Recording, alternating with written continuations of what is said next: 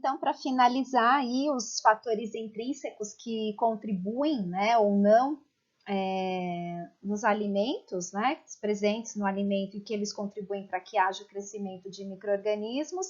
Então, vamos finalizar agora. Então, a gente vai falar um pouquinho sobre a composição química, né?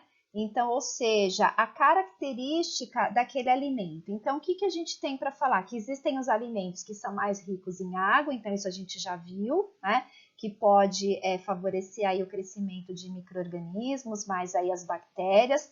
Aí a gente tem aqueles alimentos que são fontes de energia, então eles têm mais carboidratos em sua constituição, né? Aqueles que têm maior quantidade de carboidratos, existe uma preferência para que haja o crescimento de fungos, né? Então, tanto bolores quanto leveduras. Então, nunca esqueçam da geleia de frutas que tem que causa, né? Que prevalece aí o crescimento de bolores, tá? Aí a gente tem os alimentos que são fontes de nitrogênio, ou seja, aqueles que têm uma maior quantidade de proteína. Nesse caso, favorece mais o crescimento de bactérias, tá bom? E aqueles alimentos que têm mais vitaminas e sais minerais, há uma prevalência do crescimento de vários outros, né? Mas sempre é importante que haja tanto as vitaminas e minerais para que haja a proliferação de micro-organismos. Mas a quantidade desses macronutrientes, então carboidrato e proteína, é fundamental para que favoreça o crescimento de micro-organismos. Então, imaginem o seguinte, se a gente pensar lá o caranguejo, ele tem uma atividade de água alta, um pH próximo do neutro, já é neutro, né? O caranguejo é 7, e ele é um alimento proteico, então ele, né? A gente tem que tomar muito mais cuidado do que, por exemplo, se a gente estiver falando da própria geleia de frutas, como nós falamos. Então, é com esse olhar que a gente tem que ver os alimentos, né? E é com esse olhar que a gente tem que tomar cuidado, sabendo que pode se proliferar ou não esses micro-organismos, né? Quais os alimentos que têm uma capacidade maior para se proliferar.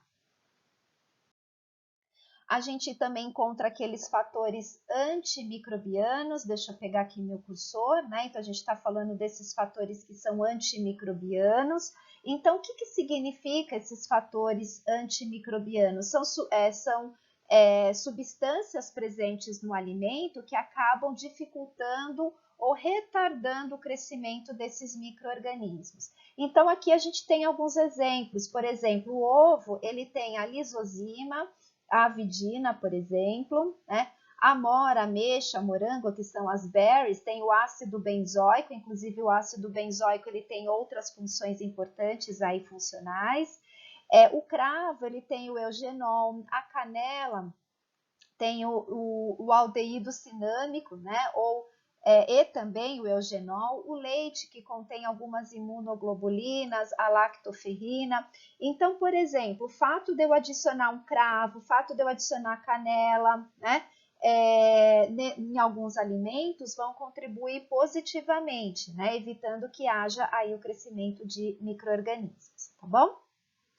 E, por fim, a interação entre os micro-organismos. Então, o que a gente pode entender da interação de micro-organismos? Pensem no seguinte, um alimento em que eu tenho aí dois micro-organismos que são competidores e um vai prevalecer sobre o outro. Então, por exemplo, em alimentos que são fermentados, né, a gente adiciona um micro-organismo, então pode ser uma bactéria lática, como eu coloquei aqui, né, o exemplo de iogurte na fermentação lática, né?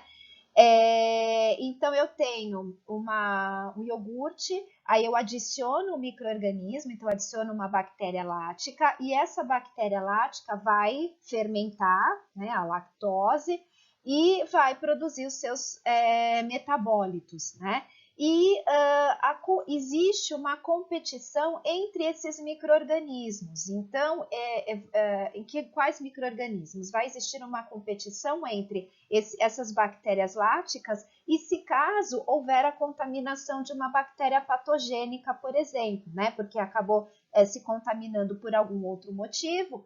E o que a gente sabe? Que essas bactérias láticas, elas sobressaem, elas prevalecem sobre as bactérias que são patogênicas. Então, dificulta o crescimento de bactérias patogênicas, porque está vendo aí a competição entre esses micro-organismos. E essa competição se dá principalmente por conta do consumo de substrato, então a bactéria lática ela vai consumir muito mais de seus substratos. E outra coisa, e cada vez mais que a bactéria lática for fermentando, ela vai acidificando, né? Ela vai tornando o pH mais ácido e vai diminuindo, vai dificultando mais ainda o crescimento de bactérias patogênicas. Então, é isso que a gente fala sobre interação de micro-organismos. Então, pode ser, na verdade, a gente está falando da competição entre esses micro-organismos que prevalecem sobre os outros, principalmente sobre os patogênicos,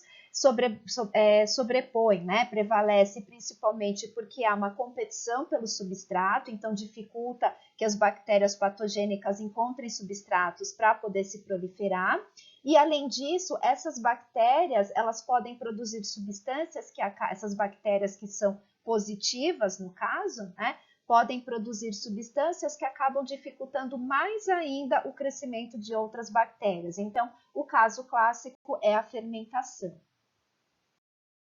E a gente sabe que algumas bactérias do tipo Staphylococcus aureus e o Clostridium botulinum, né, como eu coloquei aqui, eles são péssimos competidores. Então, dificilmente a gente vai encontrar a contaminação, dificilmente não, né? Não estou falando também que é impossível, mas é mais difícil se encontrar esse tipo de micro-organismos naqueles alimentos que são fermentados, por exemplo, né? Então, fermentados ou aqueles que têm os seus próprios micro-organismos da própria microbiota, como carnes e pescados. Então, é mais difícil de se encontrar, tá bom? Justamente por conta dessa interação.